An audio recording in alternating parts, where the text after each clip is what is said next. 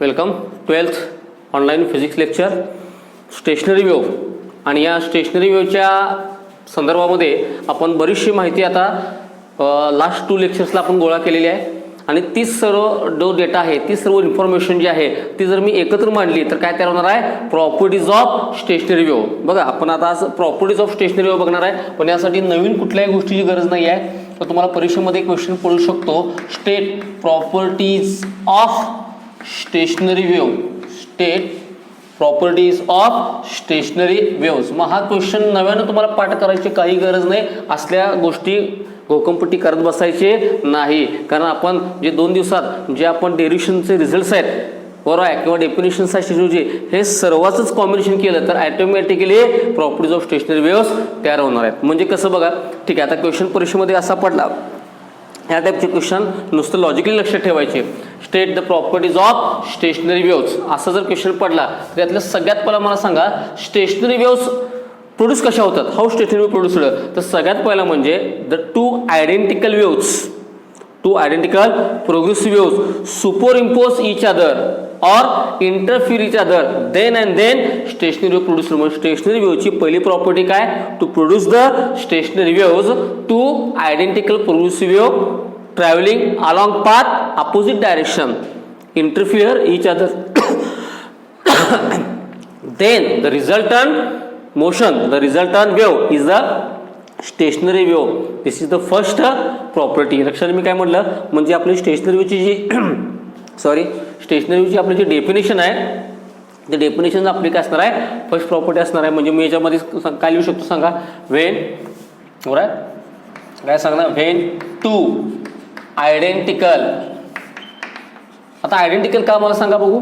कारण याचं velocity same पाहिजे, ॲम्प्लिट्यूड सेम पाहिजे, पिरियड सेम पाहिजे. अशा वेव्स, मग एकाच दोरीवरती 2 वेव्स आहेत म्हणून त्या वेव्स काय आयडेंटिकल असणार आहेत. एक दोरीची वेव वेगळी, दुसऱ्या दोरीची वेव वेगळी, असा वेव जर मिक्स केला तर स्टेशनरी वेव तयार होत नाही. त्या 2 वेव्स कशा पाहिजेत?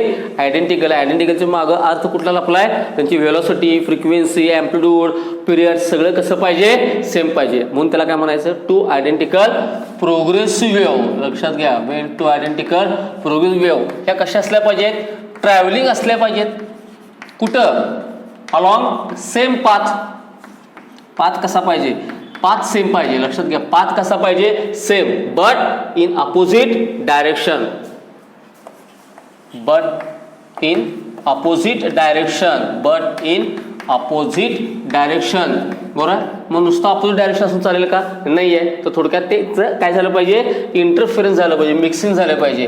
इंटरफिअर किंवा सुपर इम्पोज आपण म्हणू शकतो. Interfere each other. बरोबर. मग अशा वेळेला जो पॅटर्न तयार होतो, दिसते तुम्हाला, जो पॅटर्न तयार होतो, द रिझल्टंट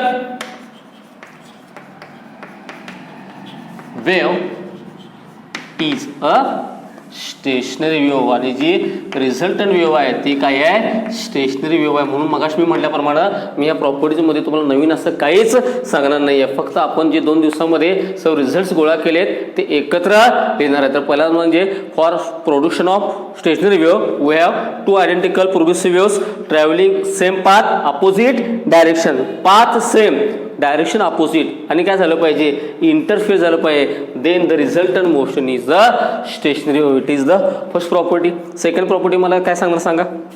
खूप सिंपल आहे. सेकंड प्रॉपर्टीमध्ये काय सांगणार? आता मला सांगा, जर प्रोग्रेसिव्हचा जर विचार केला तर आपल्याला ट्रान्सवर्स प्रोग्रेसिव्ह वेव्ह आहे आणि लॉंगिट्युडनल वेव्ह आहे. मग लक्षात ठेवा काय असेल, तर जेव्हा 2 ट्रान्सवर्स इंटरफिअर होतील तेव्हा रिझल्टंट पण ट्रान्सवर्स स्टेशनरी असणार आहे. आणि जेव्हा 2 लॉंगिट्युडनल इंटरफिअर होतील तेव्हा स्टेशनरी पण काय असणार आहे? लॉंगिट्युडनल. म्हणजे याचा अर्थ काय कळाला तुम्हाला? ट्रान्सवर्स इंटरफिअर झालं तर सेकंड काय असणार? ट्रान्सवर्स इंटरफिअर झालं तर ट्रान्सफर स्टेशनरी वेव्ह. आणि लॉंगिट्युडनलचं इंटरफिअर झालं तर स्टेशनरी लॉंगिट्युडनल वेव्ह. लक्षात आलं? It is the second property. म्हणजे सेकंड प्रॉपर्टीमध्ये ट्रान्सवर्स आणि ट्रान्सवर्स वेव्ह इंटरफिअर झालं तर रिझल्टंट ट्रान्सवर्स स्टेशनरी. लॉंगिट्युडनल आणि लॉंगिट्युडनलचं झालं तर स्टेशनरी लॉंगिट्युडनल वेव्ह. त्यातनं तिसरी वेगळी वेव्ह तयार होत नाही. It is the second property. Third property काय आता मला सांगा, तर ज्या वेळेला आपल्याला रिझल्टंट वेव्ह बघायला मिळते त्यावेळी it is in the form of loops. दिसतंय? या लूप्समध्ये तुम्हाला 2 पार्टिकल्स दिसतात, 2 प्रकारची पार्टिकल दिसतात. 1 particle is in the motion, बरोबर आहे. आणि another particle is not in motion. तर जे पार्टिकल्स मोशन लेस असतात, जे पार्टिकल मोशन लेस असतात की जे रेस्ट पोझिशनला आहेत अशांना काय म्हणतो आपण, नोड्स म्हणतो. अशांना आपण काय म्हणतो, नोड्स. म्हणजे in the stationary wave there are some points of the medium where the particles are at rest. Particle कसे आहेत, रेस्टला आहेत. लक्षात घ्या, पार्टिकल कसे आहेत, ॲट रेस्ट आहेत. म्हणजे थोडक्यात मोशन नाही आहे, that is called as motionless. आणि अशाच पॉईंटला आपण काय म्हणतो, nodes. They are called as nodes. ही झाली तिसरी प्रॉपर्टी. चौथी प्रॉपर्टी काय सांगणार, पण काही ठिकाणी प्रत्येक ठिकाणचे पार्टिकल काय रेस्टला नाहीत, काही ठिकाणचे पार्टिकल कसे आहेत, मोशनमध्ये आहेत. आणि नुसतं मोशनमध्ये असून चालणार नाही, तर जिथलं मॅक्झिमम मोशनमध्ये आहेत त्यांनाच काय म्हणायचं, अँटीनोड म्हणायचं. मॅक्झिमम मोशनमध्ये आहेत त्यांनाच काय म्हणायचं, अँटीनोड्स म्हणणं. मग थोडक्यामध्ये पार्टिकल काय पार्टिकल आहे, पार्टिकल इज ॲट मॅक्झिमम डिस्प्लेसमेंटला असणार आहे. म्हणजे मोशन तर असणारच आहे, डिस्प्लेसमेंट तर असणार आहे, पण ते डिस्प्लेसमेंट कशी असली पाहिजे, मॅक्झिमम. त्याच वेळेला त्याला काय म्हणायचं, they are called as antinodes. They are called as antinodes. म्हणजे थोडक्यामध्ये अँप्लिट्यूड मिनिमम म्हणजे rest position, that points are called as nodes. आणि some points where the motion is maximum, that's points are called as antinodes. जरी चौथी property बघा, आपण जे काल सगळं डिस्कशन केलं आहे तेच पॉईंट याच्यामध्ये येणार आहेत, म्हणजेच प्रॉपर्टी ऑफ स्टेशनरी वेव्ह आहे. मग आता मला सांगा, काल आपण एक मोठं ड्युरेशन कंप्लीट केलं, मग ते ट्रान्सवर्स असू दे किंवा लॉंगिट्युडल असू दे, ट्रान्सवर्स स्टेशनरी असू दे किंवा लॉंगिट्युडल स्टेशनरी असू दे. स्ट्रिंगवरचं असेल तर काय असणार आहे, ट्रान्सवर्स स्टेशनरी. आणि जर एअर कॉलमचं असेल किंवा स्प्रिंगचं असेल तर लॉंगिट्युडल असणार आहे. कुठलेही असू दे, यांच्यामध्ये लूप्स तयार होणार आहेत. लूप्समध्ये काय असणार लक्षात ठेवा, तर तुम्हाला असं काय दिसणार आहेत, अल्टरनेट नोड्स आणि अँटी नोड्स. मग कारण आपण एक मोठं ड्युरेशन कंप्लीट केले बघा. दोन सक्सेसिव्ह नोडमधलं अंतर किती असतं, तर लक्षात घ्या, distance between two successive nodes. पहिला आणि तिसरा नाही चालणार, पहिला दुसरा किंवा दुसरा आणि तिसरा असं चालेल. इट इज कॉल्ड सक्सेसिव्ह किंवा ॲडजसंट. तर distance between two successive nodes, distance between two successive nodes is called as is the lambda by 2. बरं, हे आपण काल ड्राईव्ह केलं. तर म्हणजे distance between two successive nodes यातलं डिस्टन्स किती असतं, ते डिस्टन्स असतं लॅम्बडा बाय 2. इथं मी फक्त रफमध्ये लागलोय रिमाइंड करायला. तुम्ही ते लिहित चला किंवा तुम्हाला प्रिंटेड नोट्समध्ये पण ते बघायला मिळेल. पण आता आपण फक्त सगळं रिवाइज करतोय. तर distance between there are loops contains the nodes and antinodes, alternate nodes and antinodes. बरोबर, distance between two successive nodes is lambda by 2. तसं डिस्टन्स बिटवीन टू अँटीनोड्स किती असतं, काल आपण ते पण बघितलं, ते देखील किती असतं, लॅम्बडा बाय 2 असतं. Lambda is the wavelength. म्हणजे थोडक्यात काय सांगणार, डिस्टन्स बिटवीन टू सक्सेसिव्ह अँटीनोड्स हे देखील डिस्टन्स किती असतं, लॅम्बडा बाय 2 असतं. त्यामुळे लक्षात ठेवायचं उपाय बघा, डिस्टन्स बिटवीन टू सक्सेसिव्ह अँटीनोड्स असू दे किंवा distance between two successive nodes असू दे, कुठे असू दे, काय असतं, लॅम्बडा बाय 2 असतं. मला सांगा, एक नोड आणि एक अँटीनोड ह्यातलं किती होणार, मला सांगा. एक नोड आणि एक अँटीनोड म्हणजे मला सांगा हे टोटल किती आहे, लॅम्बडा बाय 2. त्याच्या निम्म करायचं बघा. अँटीनोड टू अँटीनोड किती असणार आहे, लॅम्बडा बाय 2. सक्सेसिव्ह अँटीनोडमध्ये लॅम्बडा बाय 2. आणि मी जर एक अँटीनोड आणि एक नोड घेतला तर हे निम्म झालं. मग लॅम्बडा बाय 2च्या निम्म म्हणजे किती असणार आहे, that is called as lambda by 4. म्हणजे थोडक्यामध्ये मी 7वां सांगू शकतो, एक अँटीनोड आणि त्याचा लगतचा नोड, एक अँटीनोड त्याच्या लगतचा नोड किंवा एक नोड किंवा त्याच्या लगतचा अँटीनोड यांच्यातलं डिस्टन्स किती असतं, लॅम्बडा बाय 2च्या हाफ करायला लागतं, म्हणजेच लॅम्बडा बाय 4 असतं. लक्षात मी काय म्हटलं. मग आतापर्यंतचे माझे सगळे पॉईंट सांगा बघू. पहिला पॉईंट काय सांगणार, when two identical waves travelling along a path opposite direction, travelling along path opposite direction interfere each other, the resultant motion is stationary wave. Second काय सांगणार सांगा बघू. मग अशा आपण सेकंड याच्यामध्ये बोललो, तर स्टेशनरी वेव्हमध्ये समजा ट्रान्सवर्स स्टेशनरी वेव्ह तयार होते. लॉंगिट्युडल इंटरफिअर झालं तर लॉंगिट्युडल स्टेशनरी वेव्ह तयार होते. लक्षात आलं. त्याच्यानंतर आपल्याला स्टेशनरी वेव्हमध्ये काय बघायला मिळतं, देर आर नंबर ऑफ लूप्समध्ये काय असतात, अल्टरनेट नोड्स अँड अँटीनोड्स असतात. मग जे पार्टिकल मोशन लेस असतात, जे पार्टिकल मोशन लेस आहेत, ज्यांचं मोशन होत नाही, ते काय ऑलवेज काय आहेत, रेस्ट पोझिशन आहेत, motionless, that points are called as nodes. पण काही ठिकाणचे सगळेच पार्टिकल काय रेस्टला आहेत, बाकीचे पार्टिकल मोशनमध्ये आहेत. आणि त्या मोशनमध्ये पण ज्यांचं मॅक्झिमम डिस्प्लेसमेंट चालू आहे, अशा पॉईंट्सना ज्यांचं मॅक्झिमम डिस्प्लेसमेंट चालू आहे. आता इथं पण डिस्प्लेसमेंट चालू आहे, पण मॅक्झिमम नाही. आपल्याला कसं पाहिजे, मोशन तर पाहिजेच, पण शिवाय कसे पाहिजे, मॅक्झिमम पाहिजे. अशा पॉईंट्सना काय म्हणायचं आहे, that is called antinodes. म्हणून particles, some particles are at maximum displacement, they have motion, they are called as antinodes. Nodes आणि अँटी नोड्स कसे असतात, अल्टरनेट असतात. मग काल आपण डेरिव्हेशनमध्ये प्रूव्ह करून बघितले, the distance between two successive nodes किती आलं होतं, λ/2. Distance between two successive nodes λ/2. Distance between two successive antinodes ते पण किती आहे, λ/2. मग आता डिस्टन्स बिटवीन एक नोड आणि एक अँटी नोड, आता मी दोन शब्द वेगळे वापरले बघा, लक्षात ठेवायला सोपं आहे. Node node λ/2, antinode antinode λ/2, म्हणजे सेम नावं जर आली λ/2. काही हिंट्स पण लक्षात ठेवा सांगतो. पण आता जर नावं बदलली, एक नोड आणि एक अँटी नोड असं जर असेल तर ते किती असतं, λ/4 असतं. ते it is the there direction is the λ/4. ह्या तर आपण काल सगळ्या बेसिक गोष्टी ज्या कलेक्ट केल्या होत्या, रिझल्ट म्हणून मिळवल्या होत्या, त्याच लिहिल्या की तुमचं काय तयार होणार आहे, प्रॉपर्टी तयार होणार आहे. लक्षात मी काय म्हटलं ते, तरी 7 प्रॉपर्टी झाल्या. आता 8वी प्रॉपर्टी काय सांगणार बघा.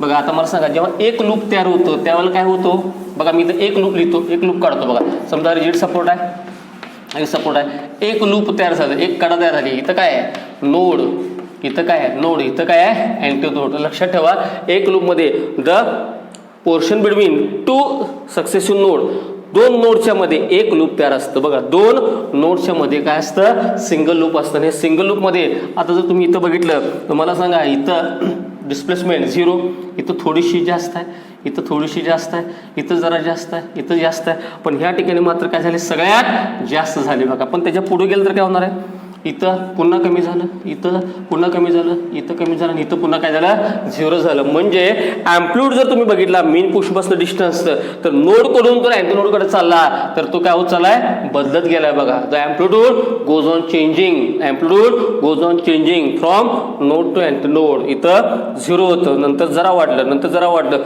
असं करत इथं काय झालंय, मॅक्झिमम. म्हणजे थोडक्यामध्ये तुम्हाला लक्षात येईल, स्टेशनरी वेव्हमध्ये सिंगल लूप जर पकडला तर त्याच्यामध्ये सिंगल लूप कसं तयार होतो, इन बिटवीन टू नोड्स, दोन नोड्सच्या मध्ये सिंगल लूप असतं. त्याच्यामध्ये amplitude varies from rest position to maximum amplitude, बरोबर आहे. म्हणजे थोडक्यात रेस्ट म्हणजे 0 पासून, अँप्लिट्यूड म्हणजे काय, ए, एवढ्यामध्ये त्याचं काय होतो, व्हॅल्यू होतो. आता इकडून इकडे गेल्यावर काय, इकडून इकडे गेलं पुन्हा कमी झाला आणि पुन्हा काय झाला, 0 झाला. म्हणजे थोडक्यात पार्टिकलचं जे डिस्प्लेसमेंट आहे हे 0 पासून, रेस्ट पासून अँप्लिट्यूड पर्यंत, मॅक्झिमम डिस्प्लेसमेंट पर्यंत, अँप्लिट्यूड पर्यंत, त्या दोघांच्या मध्ये त्याचं काय चालू असतं, मोशन चालू असते. It is the 8 properties.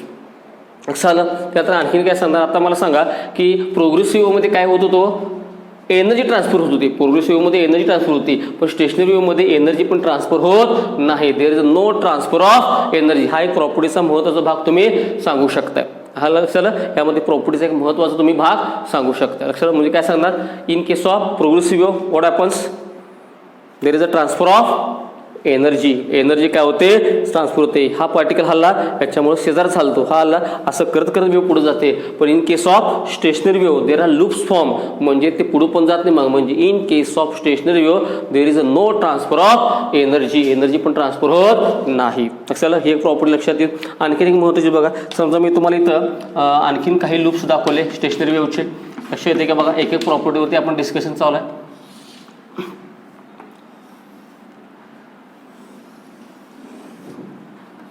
समजा स्टेशनरी वेव्ह आहे असं समजा. त्याच्यामध्ये आता इथले पार्टिकल्स कुठं आहेत, वरच्या दिशेमध्ये डिस्प्लेसमेंट चालू आहे. इथलं कुठल्या दिशेमध्ये चालू आहे, खालच्या दिशेमध्ये. पुन्हा इथं काय होणार, वरच्या दिशेमध्ये. पुन्हा इथं काय होणार, खालच्या दिशेमध्ये. म्हणजे थोडक्यामध्ये मी जर एक सिंगल लूपचा विचार केला तर इथले पार्टिकल्स सगळे वरच्या दिशेत आहेत बघा. मी काय लक्षात आहे, मी जर सिंगल लूपचा विचार केला, तर सर्वजण कुठे आहेत, वरच्या दिशेमध्ये. म्हणजे इन अ सिंगल लूप, दोन नोडच्या मध्ये, म्हणजे in a single loop all particles are in same phase. बघा, प्रत्येक जण वरच्या दिशेमध्ये चालले, म्हणजे यांचा फेज अवस्था कशी आहे, सेम आहे. पण तेच कंपॅरिझन शेजारच्या बरोबर करा बघू. हे जे आहे 1 नंबरचं लूप आणि 2 नंबरचं, हे काय झाले, सक्सेसिव्ह किंवा ऍडजसंट. ह्यांच्यामध्ये बघितलं तर इथले पार्टिकल्स वर जायला बघायला लागले, त्यांचा फेज वर आहे, पण ह्याच्या शेजारचं कुठं आहे, खाली आहे. आता ह्याचं आणि ह्याचं कम्पेअर करा बघू. आता 2 नंबर आणि 3 नंबरचं लूप हे ऍडजसंट जर पकडलं तर 2 नंबरचं फेज कुठं आहे, खाली आहे, याचं कुठं आहे, वर आहे. म्हणजे इथं आपल्या 2 प्रॉपर्टीज तयार झाल्या बघा. एक म्हणजे इन अ सिंगल लूप, एक जर लूप पकडलं, all particles are in the same phase, all particle in the same phase. But in the two adjacent loop, आता दोन ॲडजस्टंट लूपमध्ये असेल तर particles are out of phase, ह्यांच्यामध्ये 180 डिग्रीचा फरक आहे. हे वर चाललंय तर हे दुसरं काय चाललंय खाली, म्हणजे देर इज अ पाय रेडियन 180 डिग्रीचा फरक आहे, फेज डिफरन्स आहे. लक्षात आलं. It is the one of the important property. करू रिपीट मी. आणि in a stationery wave for a single loop, for a single, all particles are in the same phase, but in a stationary wave for two adjacent loop the particles are out of phase, particles are opposite phase, so there is a phase difference of 180 degree or pi radian 180 डिग्रीचा फरक या ठिकाणी राहत असतो. It is in the case of two adjacent. बघा इथलं हे खाली आहेत तरी वर आहेत, हे वर आहेत तरी खाली आहेत, म्हणजे कुठलेही तुम्ही ॲडजस्टंट जर एकमेकांशी तुलना करायला गेला, कम्पेअर करायला गेला तर तुम्हाला ते फेस काय दिसेल 180 डिग्री, दॅट इज पाय रेडियनचं दिसेल. So all these are the सगळं हे डेटा जर कलेक्ट केला, दिस पॉईंट कलेक्ट केले तर these are called as properties of stationary waves. करा एकदा पुन्हा रिपीट सांगा बघू. फर्स्ट काय, two identical waves travelling along same path, opposite direction, interfere हा शब्द आला पाहिजे महत्वाचा बरं का. Interfere each other, the resultant motion is stationary wave. Transfer superposition, transfer stationary wave. Longitudinal superposition, interfere, longitudinal stationary wave. In a stationary wave, loops are formed, that is contains alternate nodes and antinodes distant between two successive nodes or two successive antinodes, lambda by 2 distant between node and antinode. आता शब्द बदलला बघा, एक node आणि एक antinode, that is lambda by 4, बरोबर निमवणं, that is lambda by 4. त्यानंतर amplitude changes from 0 to amplitude. बघा 0 पासून ॲम्प्लिट्यूडला, पुन्हा ॲम्प्लिट्यूड पासून 0ला, म्हणजे याचा खेळ 0 आणि ॲम्प्लिट्यूडच्या मध्ये चालतो. तर in a stationary wave the displacement of a particle is 0 to rest पासून अँटीनोड पर्यंत. अँटीनोड म्हणजे मॅक्झिमम डिस्प्लेसमेंट, म्हणजेच कोण असतं ॲम्प्लिट्यूड, म्हणजे 0 टू ॲम्प्लिट्यूडमध्ये ह्यांचं व्हायब्रेशन चालू असतं. म्हणजे इथं ॲम्प्लिट्यूड सेम नसतो, ॲम्प्लिट्यूड काय होतो बदलत जातो. इथं कमी होता इथं वाढला, इथं कमी झाला, असं करत जात असतं. त्यानंतर in case of stationary wave there is no transfer of energy transfer होत नाही. आणि सगळ्यात लास्ट कुठलं सांगितलं, इन अ सिंगल लूप, दोन नोड्सच्या मधल्या पोर्शनला आपण काय म्हणतो single loop. Particles are in the same phase, या सगळ्यांचा फेज कसा आहे सेम आहे. But in a adjacent loop they are in the opposite phase, that is the phase difference of pi radian. So these all points are called as the properties of stationary wave. लक्षात येते, थोडंफार लिहून काढत चला, थोडंफार लक्षात ठेवा. Total theoretical भाग आहे, डेरिव्हेशन काय नाही आहे, पण हे रिझल्ट सगळे कालच्या डेरिव्हेशनवरून आलेले आहेत. लक्षात आलं. मग आता याच्यामध्ये आणखी एक आपला नवीन क्वेश्चन त्या झाला बघा. म्हणजे ह्या चॅप्टरमध्ये आपल्याकडे आता दोन प्रकारच्या वेव्हचा आपण डिटेलमध्ये स्टडी केला आहे, progressive wave and stationary wave. मग आता परीक्षेत जर असा क्वेश्चन पडला, distinguish between progressive wave and stationary wave, बघा आता तुमच्या डोक्यात आलं असेल, मी काय म्हणलं लक्षात आलं, distinguish between progressive wave and stationary wave. चला तुमच्या मनामध्ये पटापट क्वेश्चन कवर आन्सर काय पॉईंट निघतात मला सांगा. तोपर्यंत मी फळ्यावरती समोर इथं लिहितो, progressive wave and stationary wave.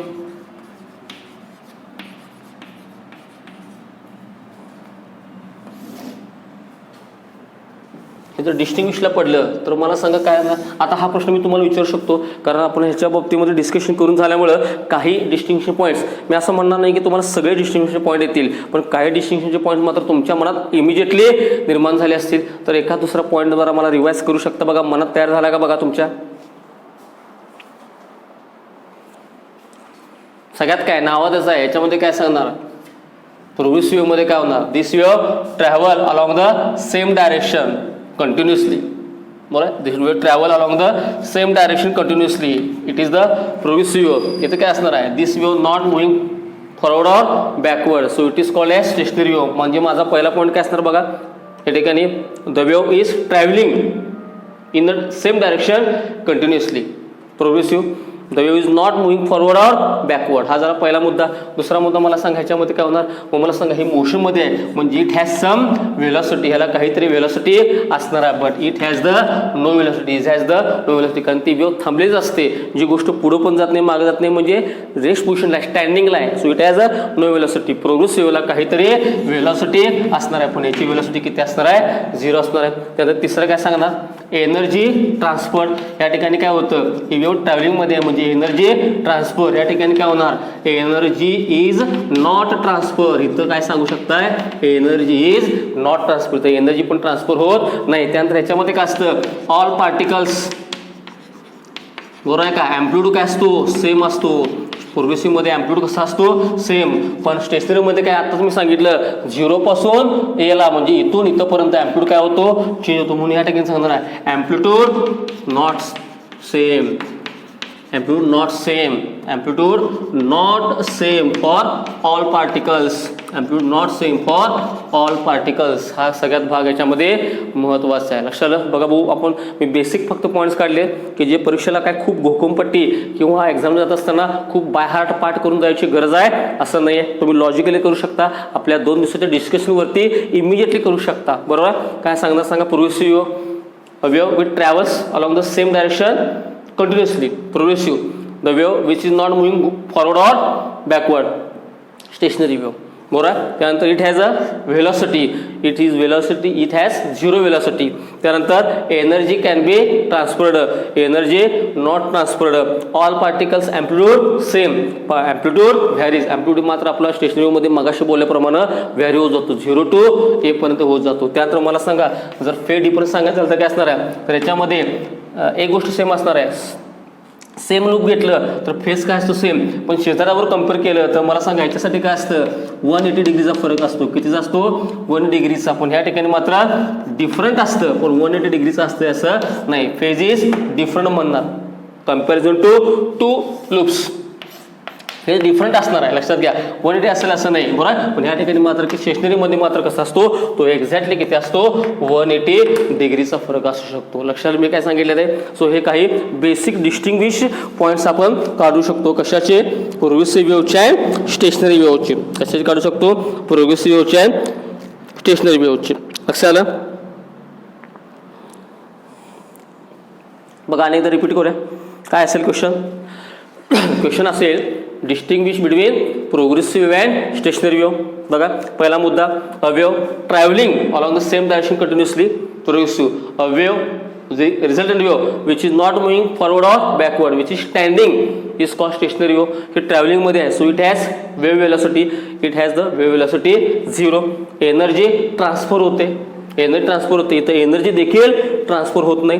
त्यानंतर ऑल पार्टिकल्सचे अँप्लिट्यूड कसा आहे, सेम आहे. पण या ठिकाणी अँप्लिट्यूड मात्र स्टेशनरीचं कसं आहे, पार्टिकल टू पार्टिकल चेंजिंग आहे. इथं 0, इथं वाढला, इथं वाढला, 0 to a पर्यंत व्हॅरी होऊ शकतं. त्यानंतर 2 जर आपण काय कम्पेअर केले, लूप्स ॲडजस्टंट लूप्स कम्पेअर केले तर अँप्लिट्यूड प्रोग्रेसिव्हमध्ये कसे आहे, डिफरंट फेज आहे, फेज डिफरंट आहे. पण या ठिकाणी मात्र किती आहे, अपोजिट आहे. म्हणजे 180 डिग्रीचा इथं डिफरन्स काहीच असू शकतो, पण इथं मात्र फिक्स आहे. किती आहे, 180 डिग्रीचा. त्यालाच आपण म्हणतो ऑपोजिट फेजमध्ये असं म्हणू शकतो. So these are the points. म्हणजे तुमच्या लक्षात आलं का, आजचे जे मी लेक्चर घेतलेलं आहे हे दोन्ही क्वेश्चन काय होते, थ्योरेटिकल होती. तुम्ही जर बुक्स घेतले असतील, आता बाजारामध्ये टेक्स्टबुक उपलब्ध आहेत, तर जर कोणी बुक्स घेतले असेल, घ्याच असं म्हणणार नाही, पण जर घेतले असेल त्याच्यामध्ये मी सांगितलेले जे पॉईंट आहेत थ्योरेटिकली तुम्हाला त्याच्यामध्ये कळू शकतात. एक पहिला कुठला मुद्दा कव्हर केला, प्रॉपर्टीज ऑफ स्टेशनरी वेव्स. लक्षात आलं. आणि दुसरं होतं distinguish between progressive and stationary wave. सगळ्यांना लक्षात आहे. हे दररोज थोडंसं लेक्चर्स रिवाइज करत चला.